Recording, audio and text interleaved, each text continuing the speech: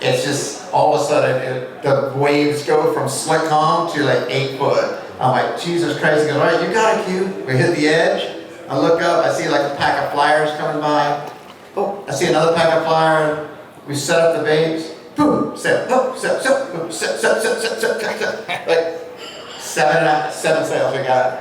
In literally like 15 minutes. And, you could say it was right in front of us. yeah. And JC calls and says, and how did it start out? Like, what was the origin story? Too much alcohol. Really? Okay. Says if God wanted us to have fiberglass boats, He would have given us fiberglass trees. It's for fishermen. It's not for taking the wife and the wife's friends. I think that it's a really, really pretty bit. And then there was a blur that went by and ended up in the cockpit, as far as if I can remember. Thank you everyone for coming. Thank you everyone who supported the podcast. It's grown tremendously. I'll give a quick intro. Art Sap, native son from Palmetto Beach, who's a good friend, an incredible fisherman, and you know, he's got his charter company. He's always fishing and always one to worry about. So happy to have him on. He's a big fan, and thanks for coming. My pleasure. Quinten, a lot of people know him. Miami legend, old salt, young salt. Get lit, cutting sport fishing, good friend. I talk to Q a lot. We've known each other for a long time, and thanks for coming. You got it. And Anthony, me and Anthony have been doing the pod now for I'm not sure how long, over a year maybe. A year and a half. And we've known each other for I guess that amount of time, but we just met in person 2 days ago. So Come on. yeah, it's been pretty amazing. I feel like I've known him for a long time. He's got his company and his brother Hooked Optics. They got incredible glasses, and we've been super happy to be a part of everything with them and help them on their journey as well. So let's get started. Anthony, you want to start us out? So we decided, since we're here in Miami, that I would make the Miami guys we would make the Miami guys as the start of the podcast. So, I have some conversation topics for the South Florida guys, and we'll start and get you guys' opinions, and we'll see where that leads us, and then we have some Q&A. So, my first topic is just new techniques and also new technologies, and how that you guys think that is influencing fishing down here in general, but also in your fisheries to start with. So I've heard some rumors, and I just would like to clear some things up. So, Rula? Technology? We'll go to Art first. Let's go to Art. Let's go. I heard that maybe there might be a switch. I don't do any of that shit, no. Yeah. So technology is obviously a big problem in fishery, in our fisheries now, especially in the Mid-Atlantic and the blue marlin stuff with the sonar thing. Well, and he don't leave the sonar. This Seymour maps, stuff that it took me, I'm 48, 9 years old now, it took me years and years of jumping in the water and swimming around and looking at stuff, or driving around in a traditional bottom machine, marking bottom, and seeing where activity was. Well, now you got Seymour maps where they're through LiDAR and through their really high-tech bottom machines marking pronounced bottom that most people, weekend guys and even a lot of tournament guys aren't going to know about. That now is, you look at your plotter and it's there and obvious. So I hate technology. I so prefer a natural, just instinct fisherman. But we are where we are now, so you better learn sonar, you better learn Seymour, and you better take advantage of all of it. And the freshwater guys got this real vision thing now, right? Well, that ain't far from our industry. That sonar doesn't work great in the shallow water stuff. Well, that real vision thing is going to work in the shallow water deal. So fortunately, I'm working with Ray Marine, and so is Q, and that's in their future. They said let Rick Fruto in there have that deep water sonar. But we're gonna take over the shallow water thing, so, I hate it, but we're certainly gonna take advantage of it. Same question. No, I mean, Art's right. You know, the technology that they're developing now is it makes it really simple right now to go out and catch what you couldn't catch before, because now you can find the spots a lot easier, and it makes it available to everybody. But at the same time, you gotta look to the future. Like, what's it gonna be like in a few years when all those wrecks that you've known for 40 years that you can go get a snowy on, everybody and their mother knows. So that kind of makes it, I'm worried. yeah, it worries you a little bit, but, at the same time, there's other technologies that help you catch more fish, so maybe that'll counterbalance it for a little bit, but there probably in the future will have to be some type of restrictions as far as, For tournaments. well, for tournament, for everything, what you do and how you do it. I don't know, technology is like soaring, and it helps, but sometimes it does hurt a little bit.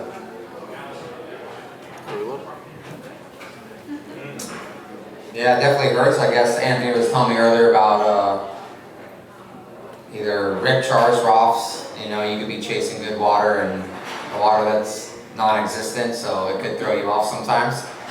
But yeah, technology is changing, and if you're not ready to adapt, Amber. I got something. Okay, so everybody loves stories. So I'm going to tell you since I'm the older geezer here. Back when I was a kid and I decided I was going to be a commercial fisherman in Key West, and I'm going to go around and mark stuff with a Cytex chart recorder that marks your stick.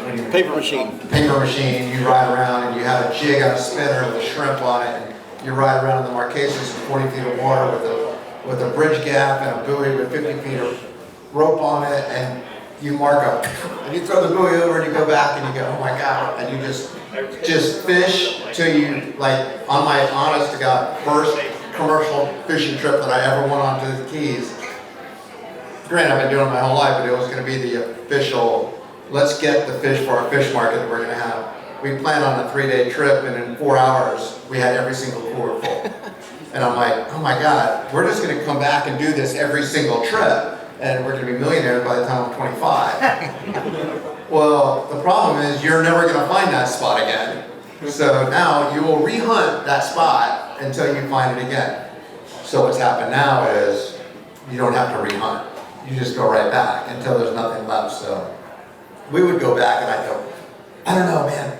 There's no ranges, but I feel like this is the area. We were like on the 20 foot off the 25 foot drop, and it had to be like this. And remember, we caught the same kind of fish. We were catching permit and red groupers and gags and bargettes and porgies, and I mean, there's literally everything you could catch off of our cases within 2 or 3 hours. Like you had to change the line on your reel 2 times a day because you're like bailing, and the line wasn't as good back then, but you're still bailing. The fish of the technology now, I could go back to that spot 50 times in a week.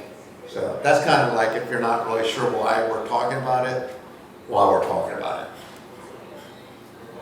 And since we're talking about it and technology and everything, a friend of ours, Art's, and myself, Q, asked me to ask Art in front of everybody about a switch he has in the tower that he turns off and on during tournaments.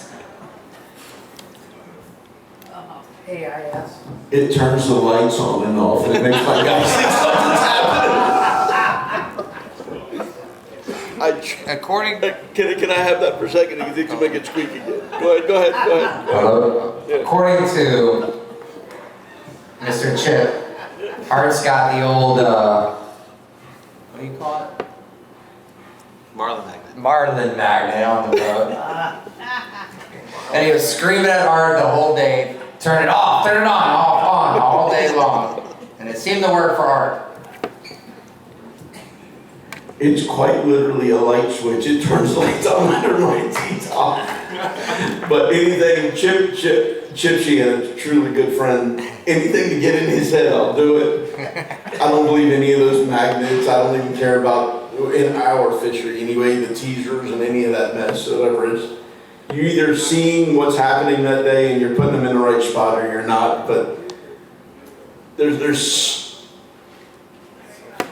So everybody here has been in the ocean a whole bunch, and sometimes you just get in the groove and you'll see a slight difference that nobody else is seeing, and it's usually John Louie that's doing it, but you'll be in a pack of, especially down here, boats all around you, and you notice such the slightest little change. And it really, that's all it is being so aware. You hear about situational awareness of military dudes and what they do. Well, for us, it's in the ocean. It's situational awareness, and that's all I do. And for that day, it was just, they turned the switch on and messing with Chip, and we had a phenomenal day. But so no, I have no switch. But we all know Marlin magnets work, right? Do they? No, when I started running the Get Lit, Kit, who believes that just about everything he reads in Marlin magazine is we need to get these Marlin magnets, or what are they? Marlin magnets? I'm like, okay, well, we'll get one. And I get all excited, and we get the thing on the boat, and I get down in the bilge, and I'm like, okay, bro, this is gonna be really cool. We also had cameras under the boat. So I'm like, okay, ready, hook it up. All right, turn it on. No, you're not doing something right. Okay, so turn it on, I don't hear nothing. Well, it's on. I'm like, no, it's not on, I don't hear squat. I'm like, well, if it's on, let's jump in the water and see what's going on. So I jump in with my mask and I go in the water and go, hit it on. No. You have 500 snappers under the boat, not one of them even twitched. I think this Marlin magnet thing's just not working for us. But that didn't mean anything. Kids still went for about 5 of them. I have it under good authority. There's a certain 62 Spencer that sits in Charleston nowadays that may or may not have half a dozen on them. Whether it worked or not, I don't know. I'm aware. So still probably the guy driving the boat in the main doing his thing. So moving on. I always love to hear that you guys' stories or to listen to you on another pod, and Nick and I talk about it, and Q always has these great stories about it. It's super competitive down here, and I really respect, I feel like as far as offshore bill fishing, I feel like here and Los Sueños are the two most competitive places that you can go to catch fish, because the way the tournaments are set up and the level of commitment for the owners and the teams.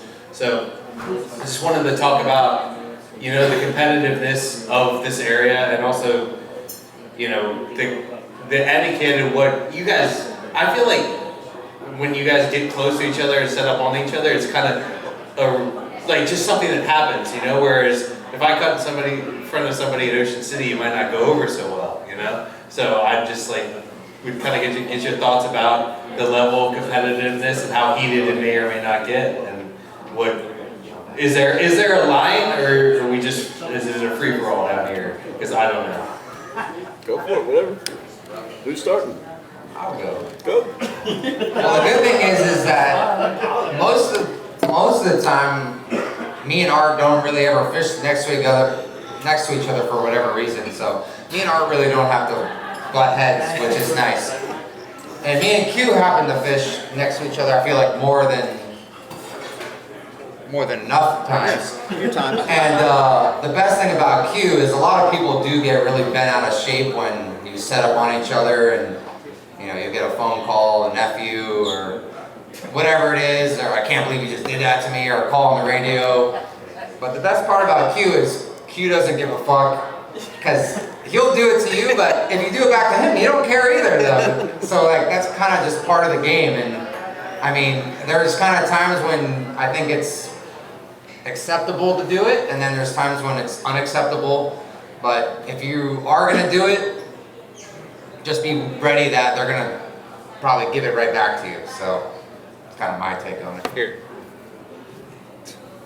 Does it matter if it's a guy that's like been through it, or some kid that might have just like started running boats, and like, does it matter who it is sometimes? Yeah. It definitely matters. Yeah, there's a sense of, You have to put your time in to be able to set up on somebody. that's why I used to get mad at him in the beginning. No, there is like a sense of respect you have for somebody, and a lot of it is like when you're fishing a tournament and you're in first place and you got a staked out area and you know you're getting fish, and here comes some guy that's in last place and jumps in front of you and sticks his baits in your spread. You're like, hey, like, we got a problem, you know. I don't usually say it, I just remember it the next time, but yeah, if it's someone like one of these guys, or they don't usually show like disrespect in the first place, but they'll, I mean, him and I have, like in the final sale like 4 years ago, where he was winning and he was like, oh shit, Q's coming up. And I was sneaking up to him, and I was sneaking up. Next thing, we're almost tied, or we were tied, and he had me on time. And next thing you know, here's Nick. I see him run. I'm like, oh shit, I know what he's gonna do. And he parks right in front of me. I'm like, raise the baits up. And we raised the baits right over his boat. And the baits were like skimming across his T-top. And I laid him back on the north. And I'm like, hey man, how we doing? He ended up winning anyway, but goddamn it, we tried to beat him. Like Nick said, I'm a little different. I try to go off on my own, and I don't do it. That said, I say I'm genuine. I did it once, and to me, some of the most accomplished fishermen in South Florida are sitting here at the table with us, but John Louis is the best that ever did it. And we had a pack of fish come up. So there's this thing that you fish for the red jackets, and Nick's won 1,000 of them, and Q's won one, and I got second place 4 times. Never won.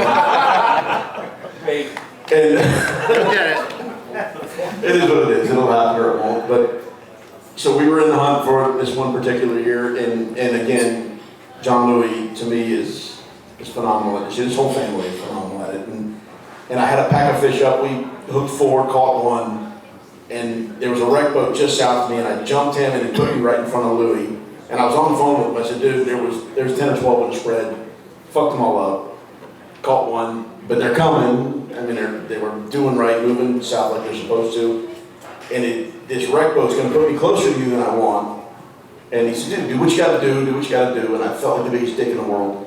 And I sat down, and we caught a couple off of it, but it's still ended up second place bucket, whatever. But so I told this, you're bad guy. So I don't do it. I don't sit down on people. I'll set to the south of them when I feel like the fish are moving right, but it's not comfortable for me. Again, the competition is intense, and these guys have the little rivalries, and they do great. And you remember what we did down there in Key West when I was running that bar south boat? It was so respectful. We were kind of side by side, bouncing around, but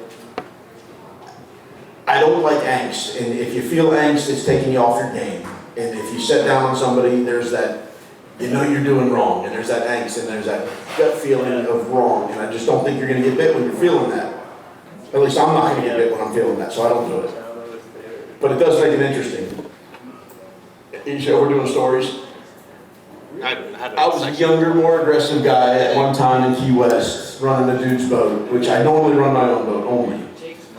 But I've run the guy's boat, Timbuktu, down in Key West, and a boat set down on me the worst I've ever experienced. It was so horrific. And K-Moss. You know the story? I don't know the story, but I don't know the story. Come on. So I know where you're going. My dumbass gets on the radio and says something, which you don't do. Don't do that. Don't ever do it. Somebody does you wrong, like Q says, remember it and bring it to the dock later. And just have a cordial conversation. Because there's no reason to ever get physical. In this world especially, don't be physical. People know all these crazy fighting methods now. But anyway, so I say something, somebody else, not even the K-Moss captain, says, if I wanted to hear somebody bitch, I'd have brought somebody else on the boat. Their significant other. So that dude, that lit me up. And they were close enough that I quite literally yelled from my tower to the guy in it, and he pulls off, whatever. And it's a Key West terminal where we have a lay day. It happens to be that night of a lay day. And we're in an establishment in Key West. Kevin's. And no, it was actually Close to Kevin's. across the street from Kevin's. I was trying to keep it clean. You know what he's talking about? And Danny Massa, who is an instigator, says that's the guy on the K-Moss. Well, it ended up being the mate, not the guy running the boat. And again, younger and more aggressive and drunk. And next thing I know, I've got my hand around this kid's throat. And the bouncer's tapping me on the shoulder, you're going to kill him, you're going to kill him. So again, don't do what I did. And don't sit down on people. And none of these things will ever happen. Good advice. Good advice.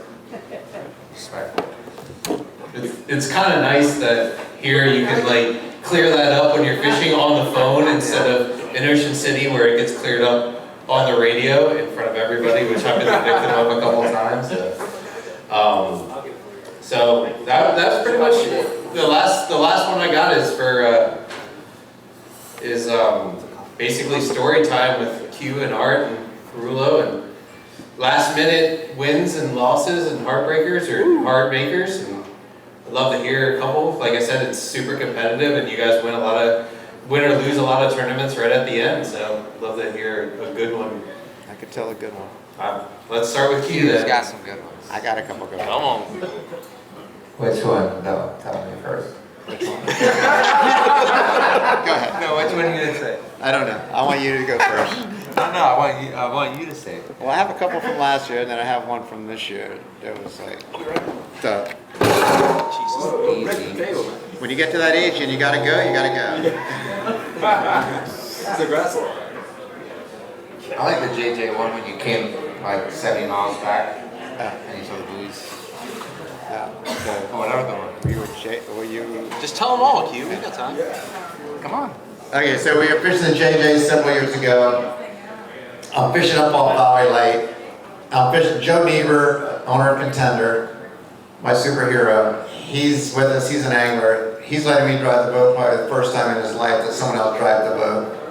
And I had said to him, I said, hey, I just got a report that it conch, the water's purple, and they're catching the shit out of them.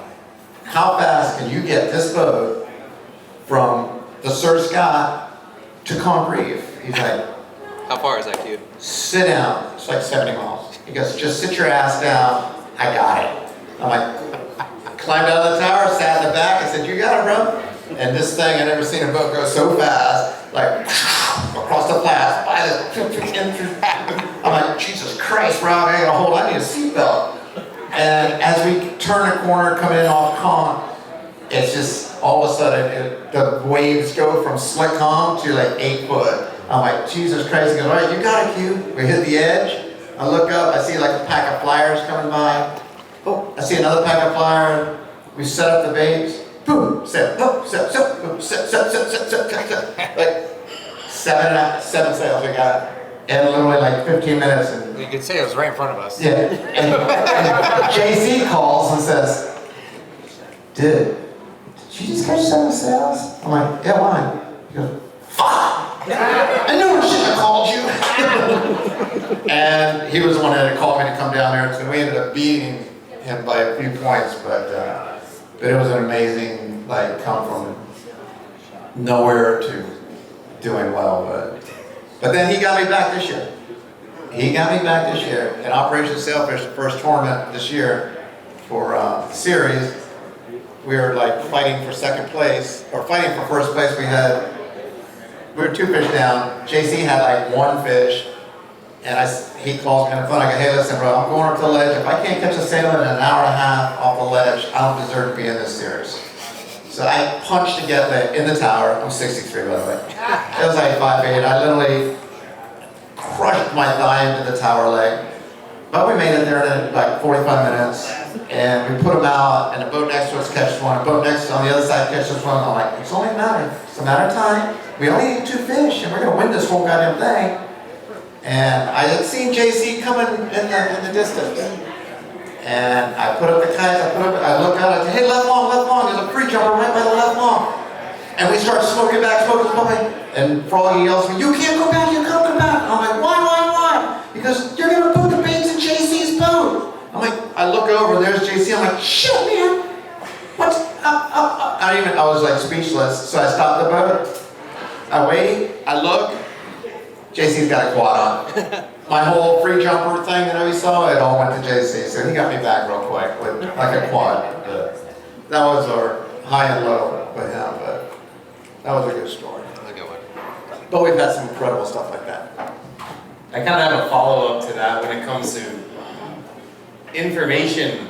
You know, you only get what you give, right? Yeah. So, but it's a fine line. Like, when do you feel like, you know, you're getting them, and then you call your buddies? Yeah.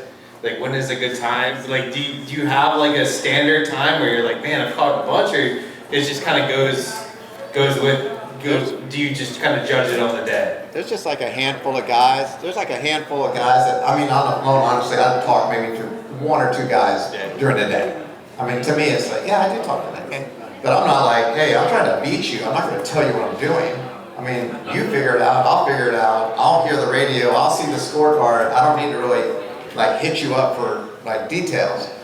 So if you're halfway decent, you kind of can figure it out on your own. So, but my motto is, if I tell you, it's going to be the truth.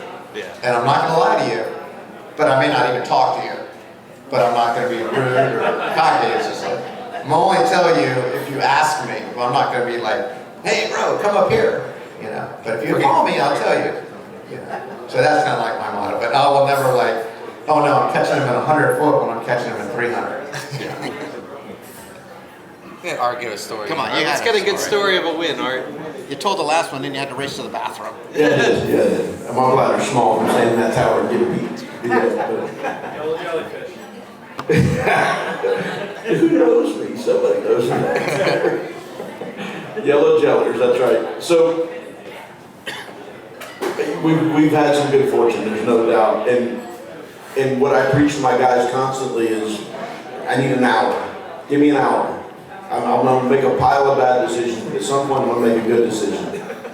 And one of the, so my background is commercial meat fishing, really, you know, or just recreational meat fishing. And then in meat fish tournaments, we had an extraordinary amount of luck and success there. And one of the coolest ones was, that really made my crew at the time buy in, when the whole day we hadn't caught shit, and we're hearing these stories, and you always hear these stories of these boats that are murdering it, and 30 minutes left in the tournament, I made a good decision, pulled into a piece of bottom, and it was a kingfish tuna wahoo thing, and it went what we call fireworks, where they go to airing out the kites, and we had 30s, 40s, and a few 50s, and some tunas just bombing. And when we're meat fishing, we're fishing 3 kites, so it's 9 baits in the kites, and then the flat spread, and went from literally, we're probably not going to go to the scales, to winning a tournament in 30 minutes with a bunch of giant kings, and you know, that insanity's going on. We turn around in the flat line, you got a nice mahi jumping around up there, and that ended up finishing the deal off for us. But so to me, the story is more than just the multitude of events that we've had success in. It's just don't quit, just keep pushing, don't give up, because in all the events, it's an hour. One good decision and an hour of good fishing, and you're, if not winning, you're in the top 2 or 3, which, if that's not the goal, then don't be doing what we're doing, because there's too damn many phenomenal fishermen and women, and especially women nowadays, which pleases me greatly to see how much the ladies enjoy what we do now, to expect to win every time, which to all of us going in, we expect to, but expect the top 3. And if you expect that and you strive for that, then that's where it's at. And you strive for that until the final 5 minutes of the event. And then you go to the rum, and you drink a lot of rum if it didn't work out. And if it did work out, you drink more rum, and yay. Come on, Krulu. Come on, story. I got some good stories. You're a great storyteller. I don't know. You've won like all the jackets. Give us a story. Come on. I mean, Q already said one of them, but I think a good one would be, a good high and low would be, I think it was like close to when Q caught like 50 fish on the gillet back in the Sailfish Pro Series days. It was like almost like a college playoff football game, where kind of like it came down to like 6 boats, 4 boats, 2 boats. I think the tournament prior, Q caught, he like annihilated everybody, caught like 50 something fish, and like the second place boat had like 20 something fish. It was pretty insane. But this was part of like the Sailfish Pro Series, and this was when I was in the high standards. And we were able to advance somehow, and Q had advanced, Rockstar advanced, I'm not sure who else advanced. and roofers, and there was 2 days left. I think there's 4 teams, 2 days left, and we were on the playoff day against Q. So we were like, Q was the 1 seed, we were the 4 seed, and Advanced Roofing was 3, and I think Rockstar was 2 seed. They fished against each other. Rockstar beat roofers. And we literally, the only boat we had to go against was Q after he just caught 50 fish. And the best day of my life fishing was against Q that day. We caught 27 fish, which was like, I mean, one of the most epic days I've ever been a part of out there. 6-line tournament, you know, all videotapes, 27 fish, which was incredible. And then we got smoked by Rockstar the next day, but it was a good playoff day for that day, and it was a good one to go against Q after he just caught like 50 fish. So it was a good feeling there for 24 hours. I remember I came up to you the next day, I said, bro, you kicked ass. You made us look like shit. But yeah.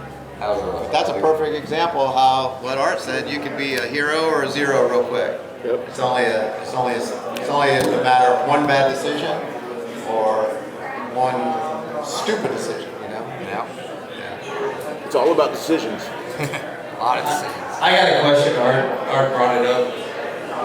Kind of jogged my memory. Like, you know, you fish with the same guys for these tournaments, and you kind of, you know, when you're starting off, you got to kind of almost get them to believe in what you're doing, because you know, you go a little bit without a bite, and you start getting the eyes, you start getting the look, and you're like, is there a trick or anything? Not necessarily a trick, but a way to, do you just stick with your convictions and to just kind of get the crew on your side? You know, because I've been fortunate enough to work on the same boat for 10 years, but 7 of those years I cried after most tournaments. So is there a way to, because I just didn't have the answers for my guys who were putting in so much work, and the guys do. It's not just the guys driving the boat, it's the guys working in the cockpit. And if they don't capitalize on the opportunities that are provided, then there's nothing there. So is there any way to get them on your side, or like you just gotta do what you're doing? You're a great leader, buddy. Okay. Now, so that is the hardest thing about doing this game, if you're the captain. Because I was speaking to a couple of guys tonight, when you're the captain, you don't sleep. Sleep is not an option. Worrying. You worry. When you're an angler or you're a maid, you party, bro. You do what you do. You know, there's that one guy that's got to face the big dog at the end of the day and say, I don't know why we fucked this up. So the main thing about having a successful team like he has had, and he has obviously had, and you have, is that having guys that believe in you, that know you've done it before, that you know you're not going to make the perfect decision every time. There's going to be days like last year in the final sale when we went from 4th place to 27th place all in one day and had to catch 19 sails the next day to come back to win. And somehow we did it because no one ever bitched or cried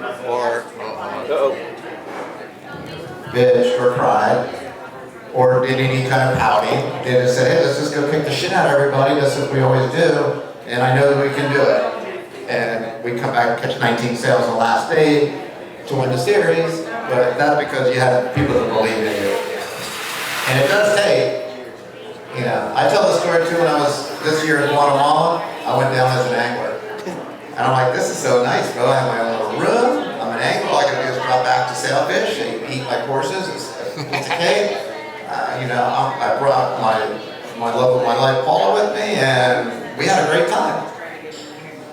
And we got 2nd place in the tournament. I slept all night long and never worried a bit. And it was the most relaxing thing I've ever done. But I wasn't driving the boat. I wasn't making a decision. I was just dropping back on fish. So it made it easy. So I understand like the whole part of being a mate. I was a mate too. So, but yeah, you gotta have believers. And I'm sure that Nick, I mean, I know all his guys are believers, and obviously Art and you. So yeah, that's the whole key. If you don't have believers, you're not gonna win. So my situation is a little different. I went from, I never had a boss, my crew was friends and my father. My father was one of my anglers. He basically brought me to the ocean, taught me how to fish. So the pressure for me started, I think I was probably 15 years old, and my old man said, you know what? You might have something like this. You might better, you start doing this. I'm gonna not be having to make these decisions. So, and I think from there, I don't stress over what those guys think. I don't care. I'm not going to put that in my head because that makes it more difficult to make the right decisions. So if they want to get grumpy, which they do because they're human beings, get grumpy. I don't give a flying fuck. I'm going to do what I do, and we're going to win with my decisions, and we're going to lose with your fuck ups, and it's still my fault. Never gonna be your fault. No, it is. It's always your fault. If you're running the boat, it's your fault. They fuck up, it's your fault. You fuck up, it's your fault. You make good decisions, you get all the credit. So, and that can be an issue. You get phenomenal anglers, and you get guys that can run boats, and should be running boats, but you've been winning, so they want to stay there. But at the same time, you know, you get that, you'll feel that pressure, that angst that those guys are, man, I think I should be doing this. I can make better decisions. It doesn't get in my head because I don't care. And you can't let any of that affect you. Just stay locked in on good decisions and bad decisions and recognizing when you've made good and bad. And stay locked in on staring at that water, because that water is going to tell you whether you're doing it right or not. And then behind that you get bit. And that's where it really gets fun. Yeah, I mean, I guess I kind of like Art with myself. My dad kind of got me into it at a young age, and when I was probably 15, he didn't care to drive. He just let me take the wheel, and I made all my decisions from there, and just progressed at a very young age, kind of running a boat, and just making decisions. But even though I do try to make most decisions, I do like to open it up to my guys on the boat, and I like to air out what I'm thinking, and hey guys, this is what I'm thinking. Like, what do you guys think of this move or this move? I'll kind of give them an option because I kind of believe in both, and sometimes I think that they can both work out. So I kind of like when I give my guys a A and a B option, and they're like, we like A, and I'm like, I like A too. If you guys like it, I like it. Let's go give it hell. So sometimes I like to open it up, and I don't feel so bad when it's a bad decision. And then thinking the decision before a tournament, I fall asleep on the phone, talking to Q, like, where should I go, Q? I'll follow you. No, I'll follow you. That happens a lot too. But that's about it. Cool. Appreciate it, guys. I learned a lot, mentality-wise. I guess I'm not the only one to deal with it. So. Because I just better man up and deal with it. So. We're going to start out with the Q&A from the audience. So, John Mead. Apparently, they're going to start live baiting the Showtime from Stewart. So. He wrote me about 3 paragraphs, but I'm going to let him ask a question. So, how do you guys decide? You guys are fishing a lot of current. We're not fishing in as much above Palm Beach, but we still are. How do you guys decide when to get deep, when to get shallow, when the wind changes? Can you guys kind of share a little bit of that info down here, fishing in the current, fishing where things are tighter? If you want to share that, you might want to not share that so everybody knows. But I'm always interested in learning something about how you guys are fishing compared to how we are. If you see a fish, fish there. If you don't see said fish, don't fish there. But when you set out in the morning, you're going to know if there's a tailing condition, if there's a cold front. Can you kind of give us some rough explanation of what you guys are thinking every morning compared to wind pattern and where it's going to predict where you go? So the more current there is, the more chance for a tailer. The more direct wind against the current, the more chance for a tailer. The more current without the right wind, so say you have a west wind with a lot of current, you got to think of yourself walking into the wind or running into the wind. You may say, I got to duck out of this. So if you see a ton of current, you may have a purple water and a green edge. And you got to think, if these fish are feeding, looking for flyers, because the flyers and stuff are obviously moving in the bluer water because they're moving, they go with the flow. So my decision is always like, I test it out. It's like before you go in the shower, you test the water a little bit. Well, same thing when you're trying to decide on where you're going to set up. You look at the water, you're like, man, I see a lot of flyers. If I see a lot of flyers and the water's purple with the current's going 3 knots, I'm like, yeah, I'll try it. I'll give it a little bit, but I will not hesitate backing right into that pea green water because, that's kind of like on our boat. They just call me Dirty Cute because I understand it. Nobody wants to run on a treadmill faster than they want to run. And that's what they're doing. So you kind of test it out. You say, hey, listen, bro, there's 3 knots of current here. Why are these fish going? There's no food, there's no bait, there's no wrecks. There's nothing for them to go in that direction for. They're going to duck in and get out of the current to get to the next spot they want to go. So that's how I make a decision. And I'm sure he does. Yeah, I mean, Q's probably taught me a lot about this question. We go out there and we're like, all right, we hope the current's ripping. But like you said, it's, you could have ripping current, but it could be too much current. And you could be, sitting out there in 3 knots of current, but those fish are not in it. They're, like you said, they're tucked into just more of like a knot of current, something more comfortable for them to, hunt in or, whatever it is that it is. But, you could be sitting in purple, beautiful water with bait and everything, smoking current, the lobster buoys are underwater, but you're not going to get bit in it sometimes. He's talking about Miami. We're talking about Port St. Lucie. You ain't seeing purple blue water up there very often. That's why we call it Palm Beach green. Yeah, there you go. You always have Palm Beach green in Palm Beach. So all my family's from Vero Beach. I spend a lot of time up there in that. And when I'm up there, if I'm north of the Loran Tower, I'm sight fishing. I may sight fish with my kites there, but I'm sight fishing. I'm looking for movement. Y'all get those little weird minnows and shit bouncing around. I fish that. And then I've seen shrimp up there on the surface, so those calico crabs. I'll fish that. I'm looking for life, any kind of life up your way. I'm gonna soak them into life. And it generally works up there, but yeah, to find that, he's talking about down there, basically south of Fowler with those lobsters. That's what I'm talking about too. I want to know about how to fish down here. No, I'm not gonna tell you that.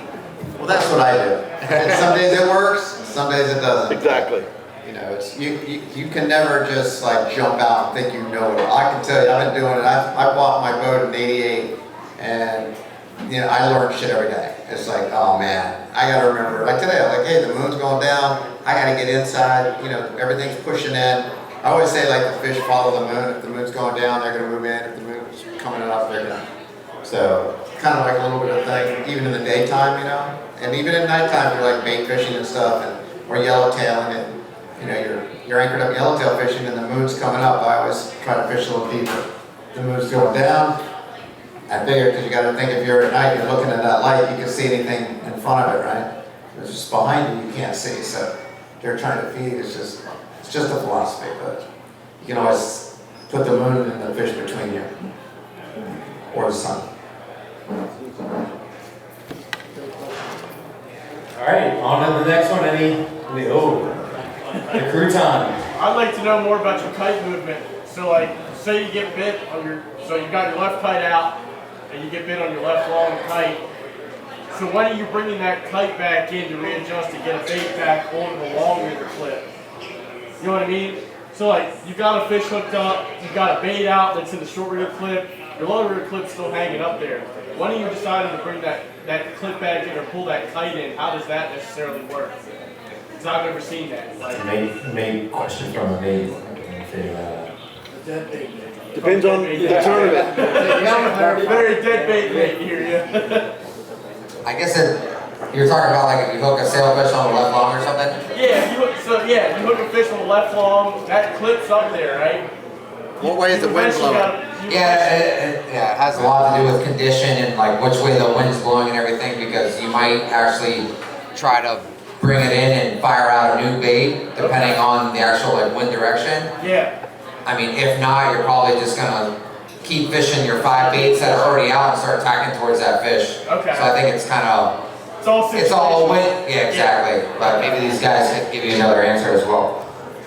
No, that's what you do, but obviously if you get a bite on, you know, it all depends on which way the wind is. If it's a west wind, you get a bite on your left long, then you don't really want to do anything with your right side.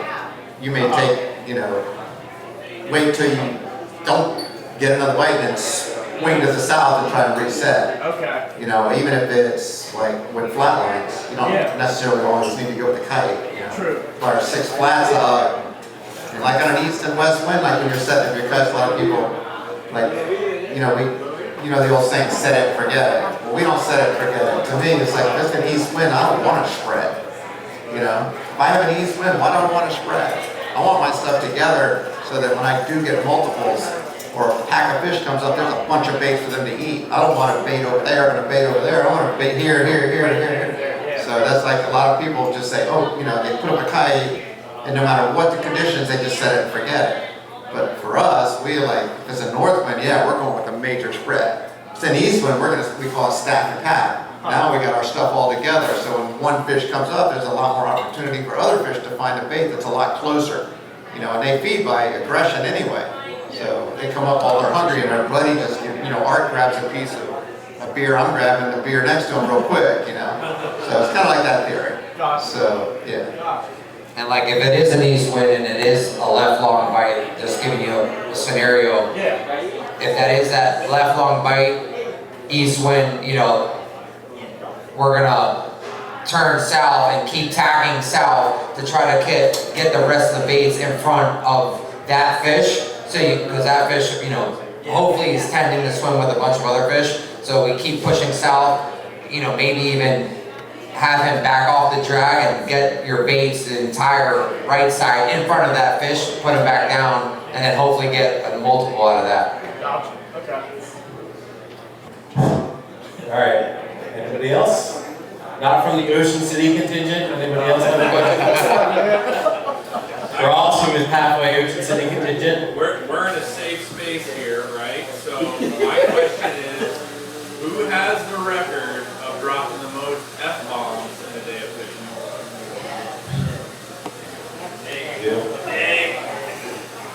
I don't know. Or Art and Q, are you guys like screamers out of frustration, or you can bottle that up and let it go away somewhere else? Like, I don't know how Q talks to his guys, but he's called me before and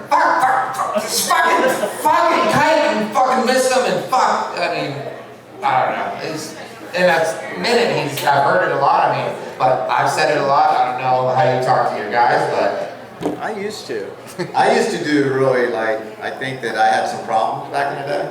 I really do some crazy shit, but now I have learned that the guys that are with me could probably do what I'm doing. So it's like I have mutual respect for them. If they miss something, I'm like, hey bro, let's forget it. All right, let's just forget it and catch the next one, right? I'm not gonna get into what I saw that could have been wrong or you could have done different, because most of them are super experienced on our team. So yeah, now if I had a newcomer that you told something 20 times and they'd be like, Jesus Christ, man, what are you, just freaking stupid? You know, yeah, then I might get crazy. But with the team that I have on the C1, yeah, I mean, you don't talk to them like that. yeah, his team last year, Like we missed 5 fish all year. 5 fish the entire season, so Q can't say anything. So my guys are all business owners and are successful people in the business industry. So no, I don't believe in screaming at my guys at all, because they make a mistake. At some point, I'm gonna make a mistake, so I don't want to return. But I absolutely love the word fuck. So I will say it as often and regular as possible, because it's a great word in every possible meaning. Anthony, Just think about how many great things. Fuck this and fuck that, and I fucking love that word. So yes, I will use it constantly, but not in a negative connotation, because I'm not a negative guy. Just on your way home, just think to yourself, how many great things start with F? What happens, like we have a tendency on the Blood Money to set out and 30 seconds into the day you miss a triple, and then like 2 days later it happens again. Is that, or does that drop? You keep missing the triple, says my mate. So does it Move to the next one. Right in front of you. Pick that. There we go. We're back. Does it ever eventually come out, or are you just cool the whole time? Cool, baby. Stay cool. Nice. Those guys they don't want to miss them. Nobody wants to miss fish. Don't curse them for missing a fish because nobody wants to miss fish. Any other questions? Questions from the gallery? Well, there we go. From the El Salvadorian contingent? You haven't talked about the Pacific zone, like Costa Rica, El Salvador, Guatemala, like which place, how do you choose which place? Let me in, I'm coming. I'm so fucking sick of the sharks that this country has let prolificate to the point that we can't catch them anymore. I'm coming. Please allow this gringo fat fuck into your country. I beg of you. I don't care which one. Costa Rica, El Salvador, Guatemala. When I come calling, please roll out the red carpet. I'm coming. Please. Because in Costa Rica, you can't find a shark. And I'm hoping in Guatemala, I never hear about sharks. I don't know El Salvador. I've never. No sharks. No sharks. Dude, don't let your countries do what we have done. Apex predators are in this room right now. We're all apex predators. If you let other apex predators creep into your ecosystem, they're going to run you out of it. And in this country, we have allowed sharks to run us out of our fishery. I fish every day, nearly. And so they recently, in the last 2 years, they did a shark fin ban. We can't sell shark fins in this country. There will no longer be a commercial shark fishery in this country. There will never be any pressure on that apex predator. Currently, goggle-eye fishing and herring fishing, I'm getting eaten by pup sharks, baby sharks. No longer do I care that they're eating 60% of the fish I hook in the ocean. Now they're eating my fucking bait rig. I love that word. It's a great word. They're eating my fucking bait rig while I'm trying to catch baby sharks. Don't let it happen in your country. I love your countries, great places. Don't let those apex predators out-predate you. All right, I got done with the sharks. I love sharks.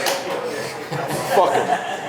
No, I hate them. I can say, I mean, I've been lucky enough to go to El Salvador twice, and the fishery there is ridiculous. The biggest problem we have in El Salvador is that the 20 to 30 pound Dorados are.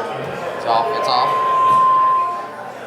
The 20 to 30 pound Dorados are just eating you as fast or faster than the sails. It's a magical place with a magical fishery, and I can't wait to go back. I think El Salvador is definitely the most underrated place in Central America to go fishing. So I'm coming. I'm in. I'm coming. I appreciate you guys having us, and maybe we'll do a podcast there. Maybe. Yeah. So do it. Take a fishing trip there. It's incredible, guys. We were there. It was incredible. Tell them about their booth at the boat show. Oh yeah, definitely. If you haven't been to the booth at the boat show, stop by the El Salvador International Billfish booth.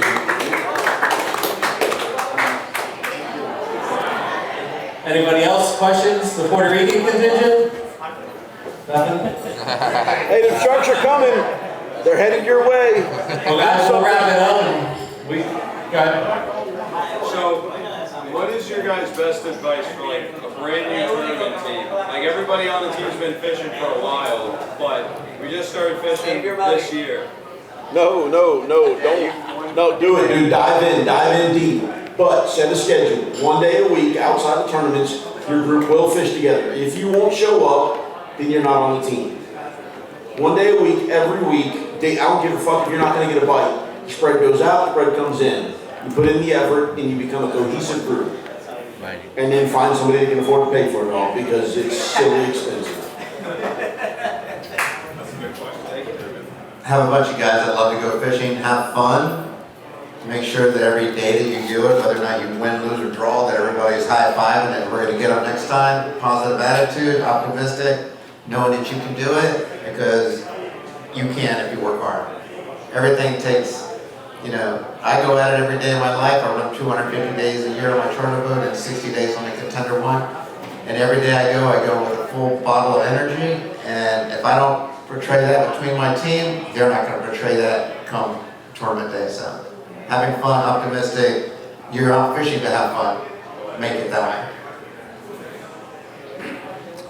Yeah, kind of like what Art said. I mean, I know it's hard. Everyone has different schedules, but just getting out there when you can as an entire team and have good chemistry, because the more you're out there together, the more you guys are going to kind of feed off each other, have a good rhythm, and when you have a good rhythm out there, I mean, it kind of sets the tone for an actual tournament. So, good karma. Fish every day like it's a tournament. But you also have to fish every day like it's fun. Like you have to have the same intensity and same enjoyment in both days. Gotta be positive, bro. Fishing is fun. Bring the intensity and have fun. So. Any other hands, questions? What are the chances we can get all four of you on one rig, AP as the captain, and you guys teach the guy how to sailfish, kitefish to be specific? That's a reality show waiting to happen there. How you doing? I can imagine the first time ever a cockpit cusses out a captain. I like that. Certainly be interesting, that's for sure. How about episode 110? Please, I'm begging you. I'm 100 episodes in. Give me one with you in the tower. On that note, I think we appreciate everybody coming, especially the guys from up north and other countries. And I got it. Hold on. I got it. Our wonderful producer who keeps it all together. Thanks, Morgan. Yeah, Esther for putting this all together. She keeps everybody in check. She sends out massive amounts of emails for all our guests. And thank you for all the hard work that you do to make this happen. Thank you. I got last one. Not only does she put this together, but she does it on a weekly basis. And if you know me, it's a full-time operation to keep me going in one direction. So, Esther, thank you so much. Appreciate it. I just want to say thanks for coming out. I beg that you all root for the C1 for the rest of the series. These are all nice guys and everything, but C1 will be there for you. You ever have a question? Yeah, seriously, they're all really good guys. But root for C1. We got a couple more tournaments. Thanks for coming.